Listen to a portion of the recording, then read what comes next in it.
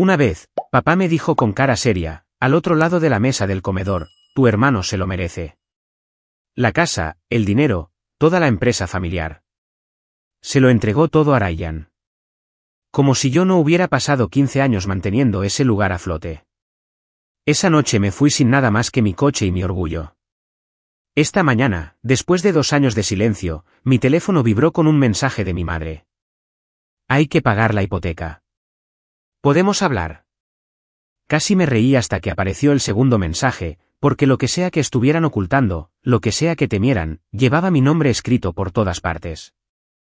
Mi nombre es Cheryl, y durante la mayor parte de mi vida, creí que la lealtad podía arreglarlo todo en el negocio familiar. Incluso las heridas que finges que no duelen. Crecí en un tranquilo suburbio a las afueras de Boston, en una casa colonial que mi abuelo construyó después de convertir una pequeña operación de garaje en una respetada empresa de construcción. A la gente le encanta decir que éramos el retrato de una familia estadounidense trabajadora. Pero dentro de esas paredes, todo giraba en torno a una única verdad: Ryan, el más joven, el único hijo, era el elegido. Aprendí eso incluso antes de entender la palabra favoritismo.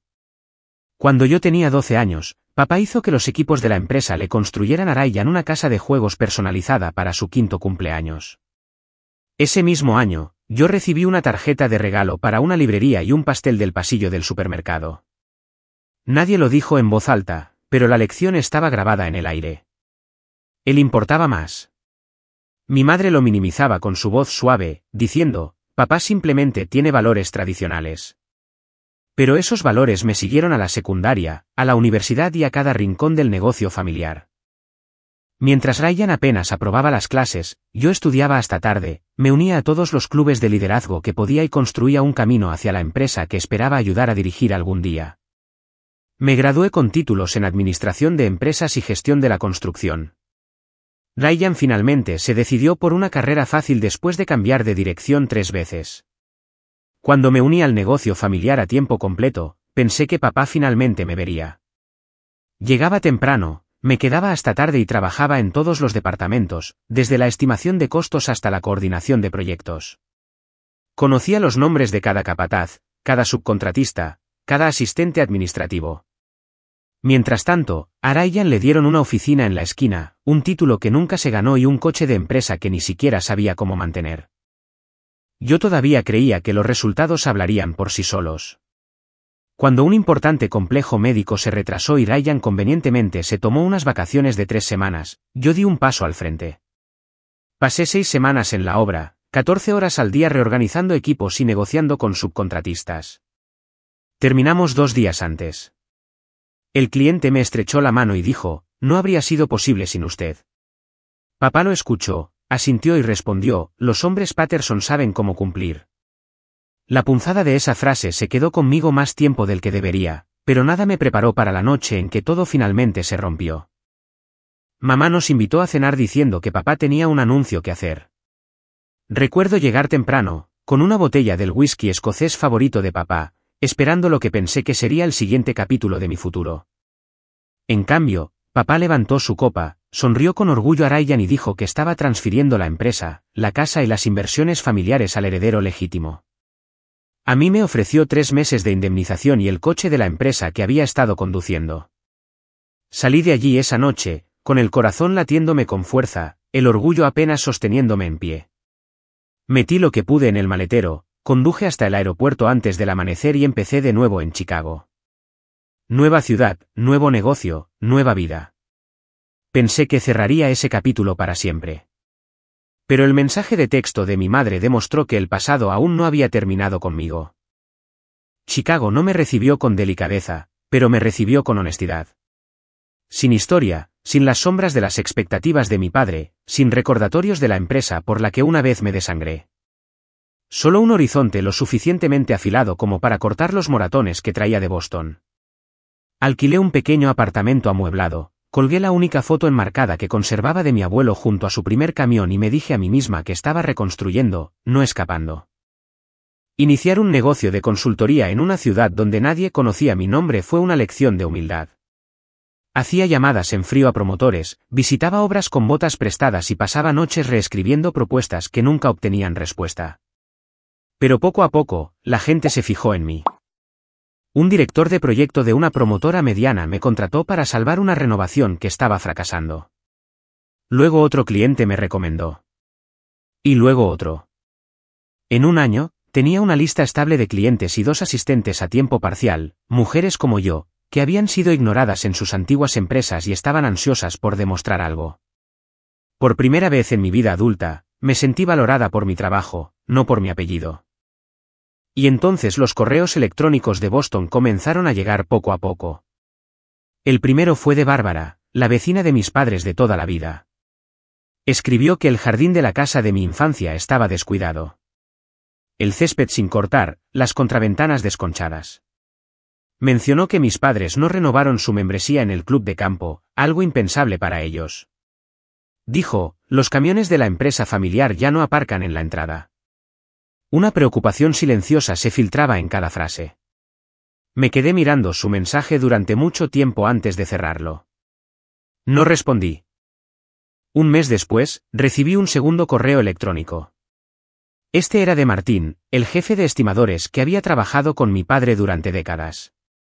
Cheryl, hoy he dejado la empresa. Ryan despidió a Dolores y a Jim. Dijo que eran demasiado caros. Su nota terminaba con, pensé que deberías saberlo antes de que las cosas empeoren.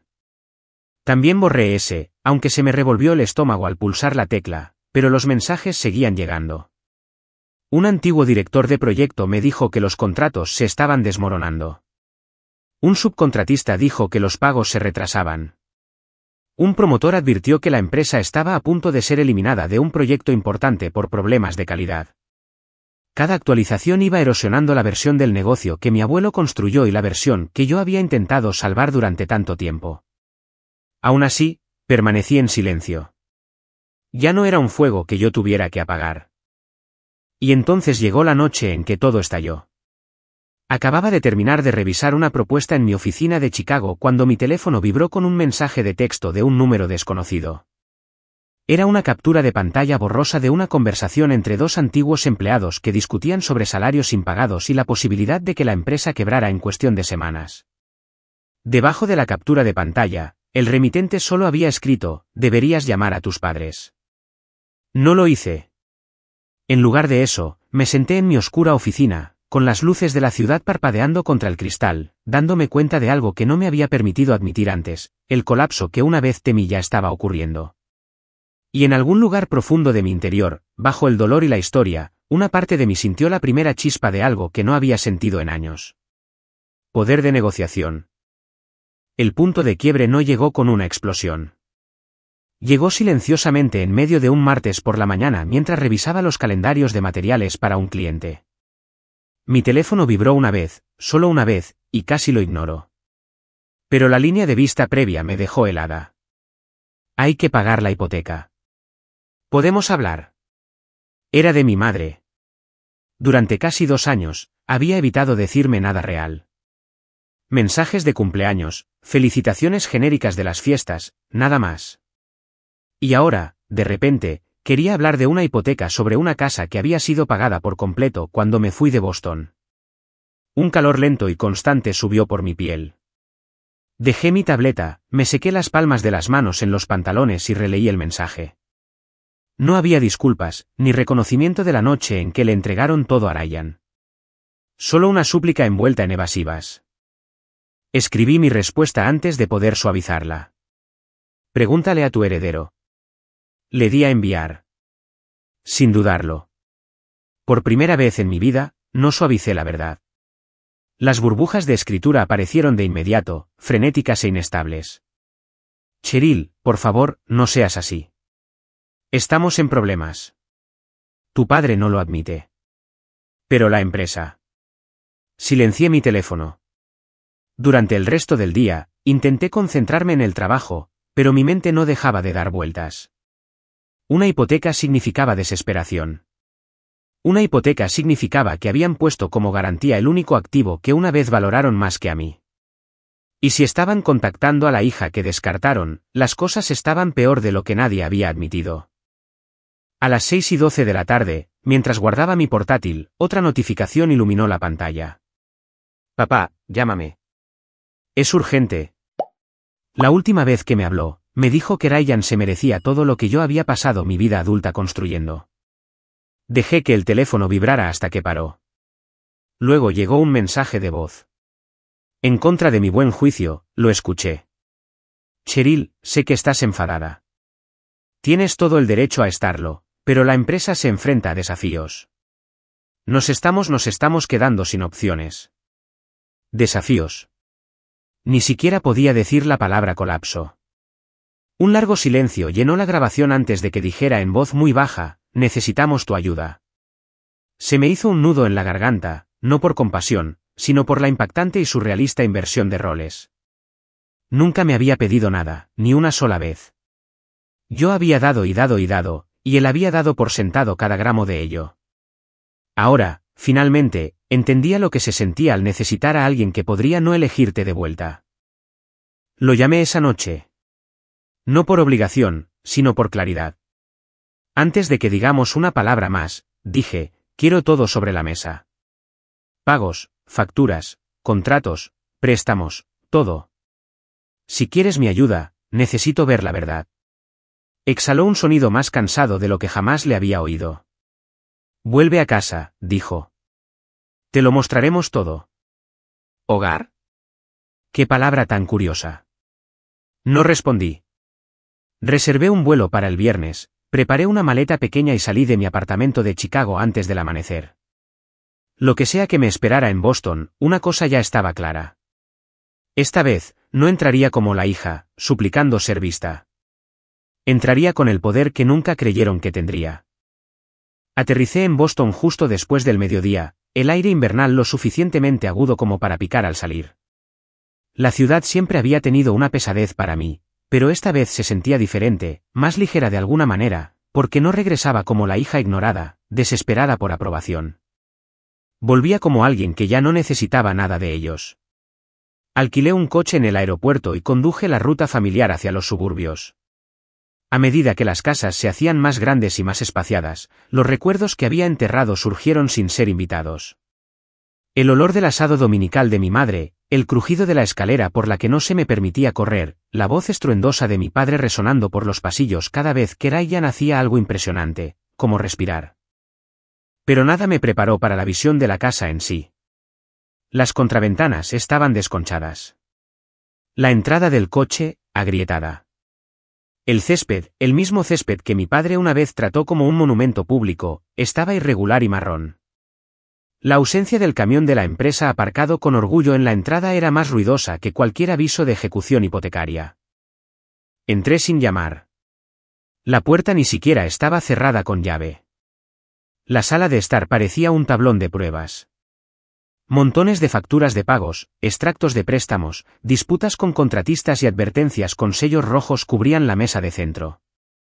Mi madre estaba sentada en el sofá, retorciéndose las manos. Mi padre estaba de pie, paseando detrás de ella, con los hombros encorvados, su presencia antes imponente reemplazada por algo más pequeño, algo derrotado. Y Ryan, mi hermano, estaba sentado en el sillón, bronceado de algún viaje que, estaba segura, la empresa pagó, desplazándose por su teléfono como si le hubieran molestado por tener que presentarse. Mamá se levantó primero. Cheryl, cariño, no. No lo hagas, dije, pero no con dureza. Todavía no. Papá dejó de pasear. Agradecemos que hayas venido. Las cosas se complicaron más rápido de lo esperado. Me acerqué a la mesa, dejé mi bolso y empecé a clasificar los documentos. Los números eran peores de lo que había imaginado. Pagos atrasados, multas sobre multas, retrasos en proyectos tan largos que habían desencadenado reclamaciones por incumplimiento de contrato. Hipotecasteis la casa, dije en voz baja. Papá tragó saliva. La empresa necesitaba liquidez, solo temporalmente. ¿Es eso lo que le dijisteis al banco? Sostuve un aviso sellado en rojo intenso. Porque no parecen estar de acuerdo. Ryan finalmente levantó la vista. ¿Podemos no hacer esto ahora mismo?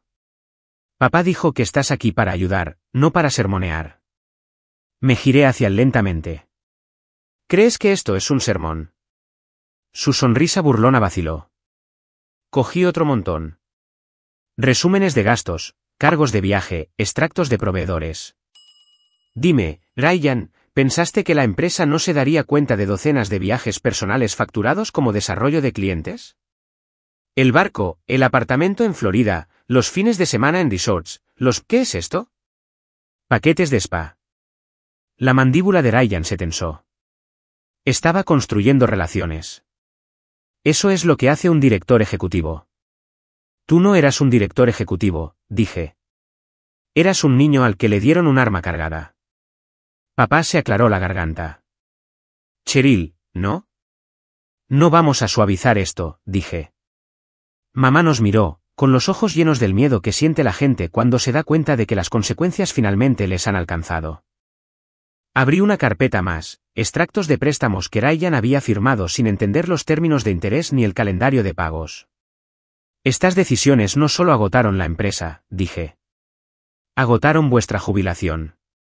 Pusieron en peligro los ingresos de 47 empleados. Y luego, cuando la casa que elegisteis por encima de mí tuvo problemas, me contactasteis porque, de repente, la hija que no se lo merecía volvía a ser útil. Papá hizo una mueca. Cheryl, sé lo que dije y lo lamento. Todavía no tienes derecho a disculparte, le interrumpí. No hemos terminado. Ryan se cruzó de brazos. Siempre te crees tan perfecta.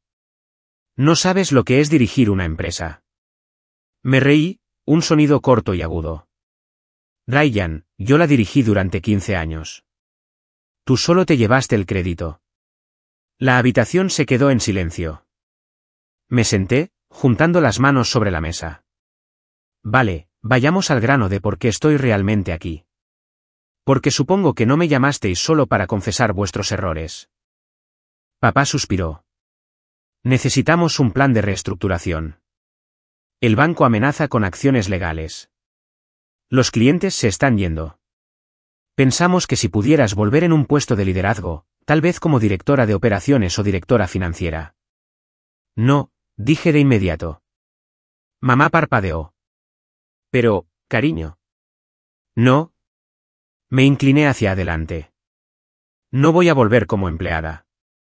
No voy a poner mi nombre y mi reputación en juego mientras Ryan mantiene un título que nunca se ganó. Ryan resopló. Perdona. Silencio, dije, sin levantar la voz, pero haciendo que el aire cambiara. De todos modos. Los hombros de papá se hundieron. ¿Qué quieres, Cheryl? Finalmente, la verdadera pregunta. Quiero una participación mayoritaria, dije. Propiedad mayoritaria, autoridad total para la toma de decisiones, operativa, financiera, estratégica, todo. Ryan se levantó tan rápido que la silla raspó el suelo. Absolutamente no. Esta es mi empresa. Incliné la cabeza. ¿Lo es? Porque parece que el banco posee más de ella que tú. Papá se pasó una mano por la cara. Cheryl, la mayoría es pedir mucho. También lo es rescatar un barco que se hunde, respondí. Pero soy la única en esta habitación que lo ha hecho antes. La voz de mamá se quebró. Pero la empresa ha estado en la familia. Y lo seguirá estando, dije, pero bajo alguien que realmente pueda mantenerla a flote. Ryan negó con la cabeza. Esto es una locura. Papá, no puedes dejar que haga esto. ¿Se fue? Se rindió. Eso me tocó una fibra sensible. No porque fuera verdad, sino porque demostraba exactamente lo poco que entendía. No me rendí, dije en voz baja. Me echaron. La noche en que papá me dijo que no me merecía lo que había construido. Que tú eras el heredero. Me di cuenta de que quedarme me costaría más de lo que irme podría costarme jamás. Papá cerró los ojos, la vergüenza parpadeando en su rostro. Continué, ahora queréis que vuelva. Me necesitáis de vuelta. Pero si queréis mi experiencia, si queréis mi integridad, si queréis los resultados que sé que puedo ofrecer, entonces viene con condiciones. Unas muy claras. ¿Cuáles son?, preguntó papá débilmente. Las conté con los dedos. Primero, propiedad mayoritaria. Segundo, que Ryan renuncie a toda autoridad financiera u operativa. Tercero, yo elijo al equipo directivo. Cuarto, transparencia total. Cada pago, cada factura, cada contrato. Quinto, no interferís. Ni una sola vez. Ryan explotó. Lo estás arruinando todo. No, dije. Lo estoy salvando. Algo que tú nunca estuviste dispuesto a hacer. Mamá se tapó la boca. Papá miraba fijamente la mesa. Ryan caminaba de un lado a otro como un animal acorralado. Finalmente, papá susurró. Si decimos que no. Entonces perdéis la casa. La empresa y cada empleado que confió en vosotros, dije con calma. Y yo me iré de nuevo, para siempre. Un largo y tembloroso silencio llenó la habitación. Entonces papá cogió un bolígrafo. Mamá cerró los ojos con fuerza, por alivio o quizás por resignación. Ryan me miró con una mezcla de odio y miedo, pero no importaba. Los documentos estaban sobre la mesa. Papá firmó primero. Mamá le siguió, con la mano temblorosa. Cuando el bolígrafo se deslizó hacia Ryan, dudó. Esto no es justo, murmuró. Tampoco lo fueron los últimos 15 años, respondí. Firmó. Y así, el poder que se me había negado toda mi vida pasó a mis manos con un solo trazo de tinta. Pero las firmas eran la parte fácil. Ahora tenía que salvar la empresa que me rompió, bajo mis propios términos. Salvar la empresa no fue glamuroso. Fueron mañanas tempranas en las obras, donde los subcontratistas me miraban con una mezcla de esperanza e incredulidad.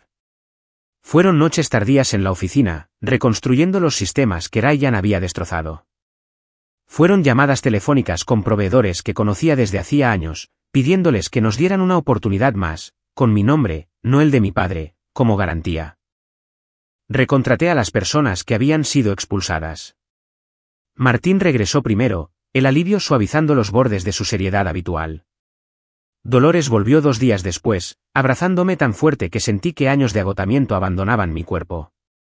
Juntos, reconstruimos desde dentro hacia afuera, presupuestos transparentes, plazos realistas, revisiones de contratos limpias, controles de calidad que no se ignoraban por conveniencia. Ryan se quedó, pero con límites que no le gustaban. Solo relaciones con clientes, sin tarjetas de crédito, sin autoridad. Algunos días se enfurruñaba. Otros días lo intentaba. Todo era ruido que elegí no absorber. Para el 4.º mes, la hemorragia se había detenido. Para el 6.º mes, estábamos cubriendo los gastos. Para el 9.º mes, 2 clientes regresaron, cautelosos pero dispuestos a probar la nueva gestión. Cuando llegó el primer trimestre rentable, mi padre llamó solo para decir, lo lograste. Sin discursos, sin excusas, solo reconocimiento. Mis padres vendieron la casa y se mudaron a un lugar más pequeño cerca de la ciudad. Cuando los visitaba, parecían más ligeros, más humildes, quizás más conscientes del mundo más allá de la tradición. En cuanto a mí, contraté a un ejecutivo experimentado para dirigir las operaciones diarias de Boston mientras yo regresaba a Chicago. Mi oficina allí se sentía diferente ahora, no como un escondite, sino como un comienzo que yo había elegido. Una tarde, mirando el horizonte, mi teléfono vibró. Un mensaje de mamá. Gracias por salvar nuestro legado. Respondí lentamente. Nunca se trató del legado. ¿Se trató de hacer finalmente lo correcto? Al final, rescatar la empresa no fue la victoria que la gente supone. La verdadera victoria fue reclamar mi lugar en una historia que una vez intentó borrarme de ella. No volví por aprobación o perdón. Volví porque 47 familias dependían de que alguien eligiera la integridad por encima del orgullo. Y quizás, finalmente, mis padres entendieron la diferencia. Si alguna vez has tenido que luchar por el respeto que deberían haberte dado desde el principio, no estás solo. Algunos de nosotros aprendemos a levantarnos solo después de que nos han echado. Comparte tu historia en los comentarios. Y si esta te ha significado algo, suscríbete para no perderte lo que viene después.